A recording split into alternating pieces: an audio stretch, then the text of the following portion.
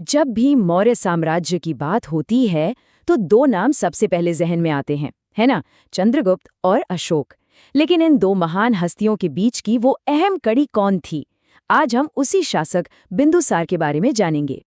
एक तरफ थे साम्राज्य के संस्थापक चंद्रगुप्त मौर्य, वो विजनरी जिन्होंने एक बिखरे हुए उपमहाद्वीप को एक विशाल मजबूत शक्ति में बदल दिया था।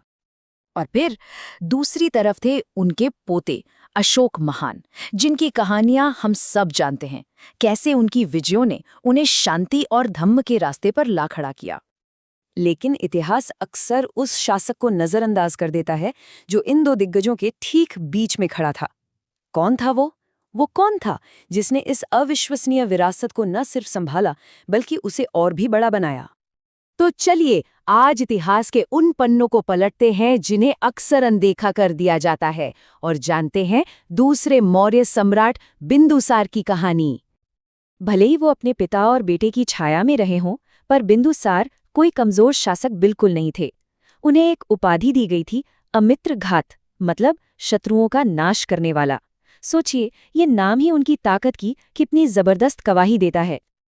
तो कौन थे ये? चंद्रगुप्त मौर्य के बेटे और अशोक महान के पिता। उन्होंने लगभग 25 साल तक मौर्य साम्राज्य की राजधानी पाटलिपुत्र से राज किया और ये सब शुरू हुआ लगभग 298 ईसा पूर्व के आसपास। देखिए, ये समझना बहुत जरूरी है कि बिंदुसार ने शून्य से शुरुआत नहीं की थी। करीब 298 ईसा पूर्व में उन्हें अपने पिता से एक ऐसा साम्राज्य विरासत में मिला जो पहले से ही बहुत बड़ा, शक्तिशाली और एक बेहतरीन सिस्टम के साथ चल रहा था। जरा सोचकर देखिए, उत्तर में बर्फीले हिमालय से लेकर पश्चिम में अफगानिस्तान के पहाड़ों तक और पूर्व में बंगाल के हरे भरे मैदानों तक फैला हुआ साम्राज्य। ये एक जबरदस्त विरासत थी और इसे संभालना कोई बच्चों का खेल नहीं था। तो फिर उन्होंने वो उपाधि कैसे हासिल की, शत्रुओं का नाश करने वाला?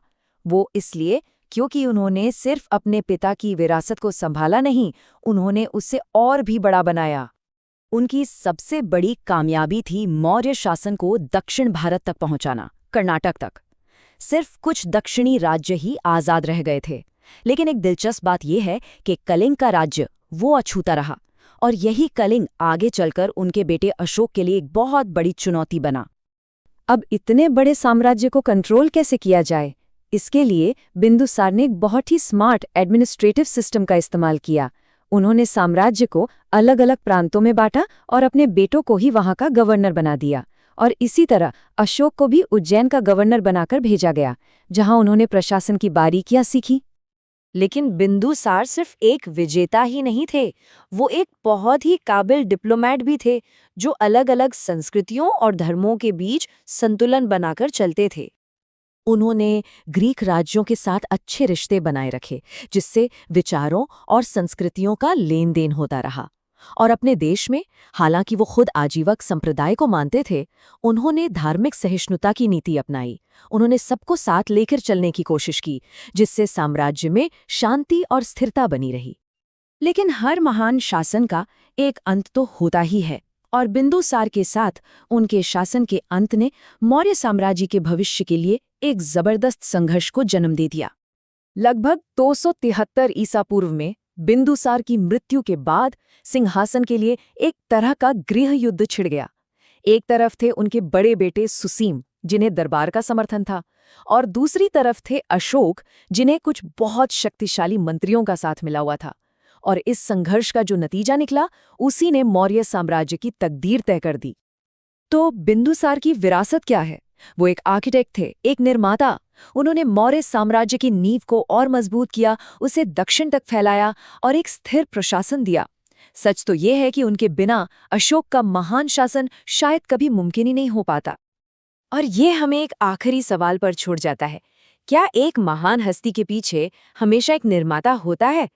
बिंदुसार वो अहम पुल थे, जिन्होंने मौर्य साम्राज्य के संस्थापक को उसके सबसे महान सम्राट से जोड़ा। और अगर वो न होते तो शायद इतिहास का रुख कुछ और ही होता।